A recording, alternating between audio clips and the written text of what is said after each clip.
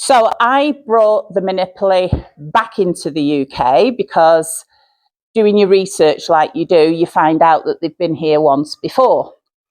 But when they came once before, they weren't really what we're actually showing at the moment. So we can scrap them because they're not as we now know the Minipli. So the Minipli came from Germany and Belgium. And in Germany, they had a short-haired lunk. Now, it's really important that we know it was a short-haired lunk. It was a defective gene found in the luncaria. And it made what was known in the UK when it came over as the curly. And this is your light bulb moment, okay? Because the curly didn't have many curls, but it had a very short coat that didn't have any division in it, and it didn't have a frontal. And at the time, that's what they called a curly. So when I brought the Minipli, they said to me, oh, that should be called the curly. Why is it called a Minipli? Because it's got more curls than the curly. So it is as it is. This is the short-haired gened luncaria from Germany that we knew as the curly. So bearing this in mind, the breeders then in Belgium and in Germany, they decided that they wanted to create a shorter-haired, curly-coated pig. So they used the curly and we used the alpaca. So Cheryl's very kindly brought an alpaca along today, because I know you've all probably seen an alpaca and you kind of know what it looks like. I think it's always good to have one. And it was good when I took him to Devon. So this is Batman, okay? So Batman has a parting. I know it's a wonky parting, but you can still see Batman's parting, yeah? We all see that? So this, with the awesome curls, or crimping as it's known on the alpaca, crossed with this. So it didn't immediately produce a Minipli. So obviously, on the first lot, it didn't make it. So they must have made several lots and bred them together and then bred their different offsprings together. And eventually, they got these. So this is their early 2010. I'm taking you right back to their beginning. So some of them have better curl than others. I'm going to see the majority have got a fringe. Yeah, most of them have got really quite nice curl, but some haven't. They've still got that kind of lunky curl, that bigger roller kind of curl. But you can see is that we're getting the dome on them, that there's no central parting. And then we move on.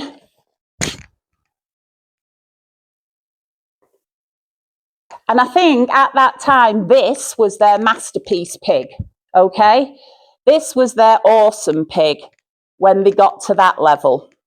But I inquired, and these are very early 5 to 8, so they're only like 5, early 6 months. So their adults tended to have quite long coats, and I know that the breeders out in Holland, specifically who've been working with me, have enjoyed the fact that I have produced a lot more than them, and therefore I'm further on. But when I go out there, I take them, some of those pigs, to put in with theirs. So they're now producing a lot shorter pig as well. So this is what we had back then. So the journey of the Minipli was such that we started off with the first pig I brought over, and she was called Sweet Sophia. Now, Sophia, everybody loved her. She couldn't put a paw wrong, that pig. It didn't matter which show, they were all quite happy with Sweet Sophia. So she was in New and Emerging back in 2012. Then we had an unfortunate blip where we went back to having an assessment class. And the assessment class took us back, and we then had to work really well as a group of individuals together to try and inform the then BCC, which is a whole different batch of individuals, why they should go back to new and emerging. So after 2 years being in the assessment class, they duly moved back to new and emerging. And then 2 years later, we did get them to guide standard. So I know we all want them to be the full standard pig, but until this underpinning knowledge behind the Minipli is shared wider than the people in this room, people aren't going to understand. And as such, they think that it was two long-haired breeds that made the Minipli, and therefore two long-haired breeds can't make a shorter-coated pig. But we have already seen that the curly was nowhere near long-coated. And Alison actually did keep and breed the curly pig. So if you've got any questions, we can ask them with Alison, either in a break, or you could, if you've got a burning question, you could stick your hand up, that's fine. But then we went, I have taken pictures of this same guinea pig, okay? So there she is in what would have been the assessment class, as an under 5, as a 5 to 8, and as an adult. Now, we can all see that through development, the curl becomes more defined, but it still just trails on the board by a little bit. So that's why you've got your ruler, because it's allowed to trail onto the board by 2.5 centimetres. And that 2.5 centimetres will part the coat and stretch it. That 2.5 centimetres is, we can just let the curl naturally sit. Because if we're measuring Cheryl's hair or my curly hair, we don't stretch it out and say, oh, you've got bottom length hair, when clearly she's got shoulder length hair. So it's the same with this. We're not stretching the curl. We're just putting the ruler there and you can just see. And if it doesn't say 2.5 centimetres, then it's brilliant. So as the coat develops, you can see back here, it's like really tight fuzz. And you can feel the density in the coat. You can actually see the density in the coat.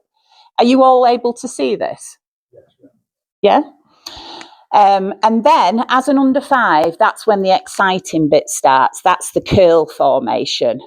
Now, for me, I love a slow curl formation. I'm all for that. Take it easy.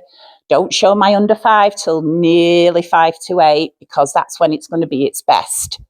And then when we get to the 5 to 8, it chews. No, it doesn't. But you'd be surprised how many do chew. So we have to keep a lot, because a lot need to be shown at the moment. We're trying our very best at the moment to get quite a lot of the different age ranges out there at as many shows as we humanly can. And we all can't travel up and down the country every weekend. So I do appreciate everyone's efforts getting them to as many shows as possible. So once they're an adult, I find we do need to just clip up around the bottom of the guinea pig. So these are mine. I've not groomed them.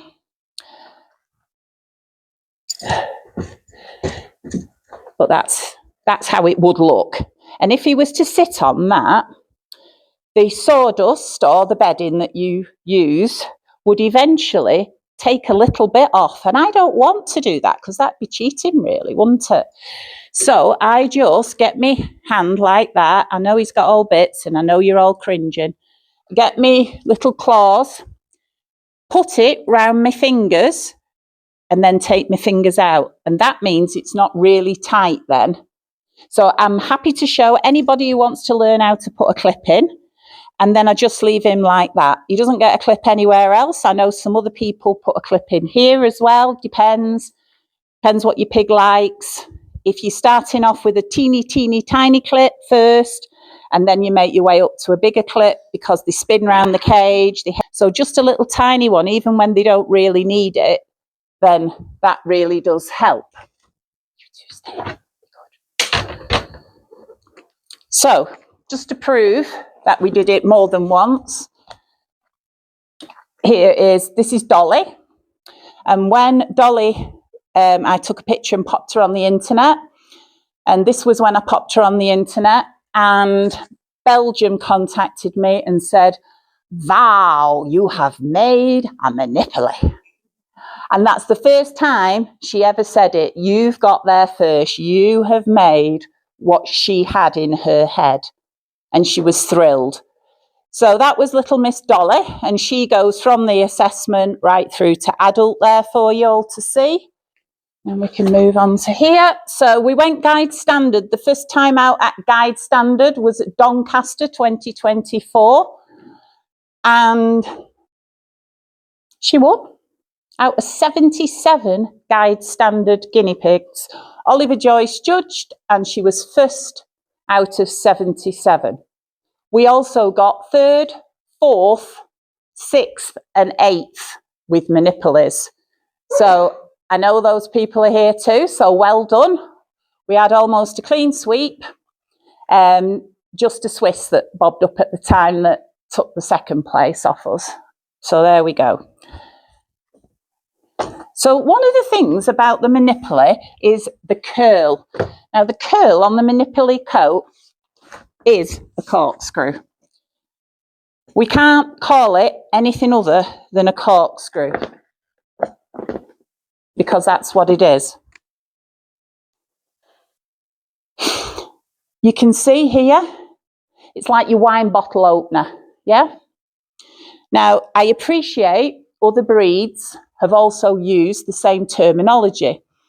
And back in the day, when we were going from the assessment class to the new and emerging class, we were given words to use that had already been used and approved by the then BCC.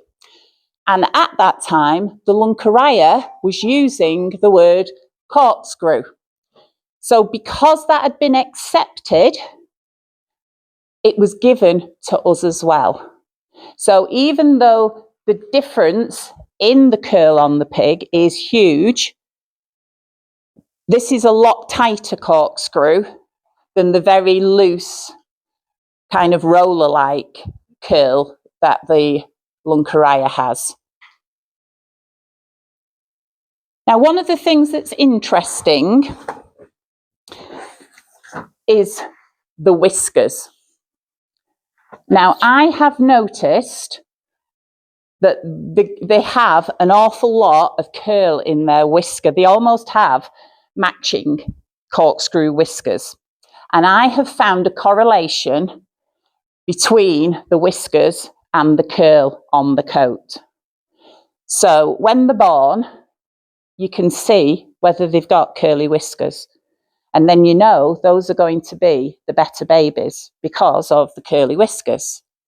So the curls, they're just like a little mass. Not every whisker has to have a curl, but the majority do have. You can see, you can come up and look at these after. There's more pictures around the room. So I like to look at those whiskers. And what the Germans have asked me to also say, whilst we're here, because I've had some recent dialogue with them, obviously, is that they also should have hairy ears. So on the inside of the flap, it needs to have fur. Curly whiskers, good ears. We then turn the Minipli over and we have a look at its belly. So it has a lovely curly belly, really nice.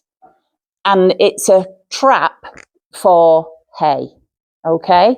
The hair on it is so tight at times that if you've got a seed in it, you can actually get it quite stuck, and it does take some little preparation work to get it out of the hair on the belly.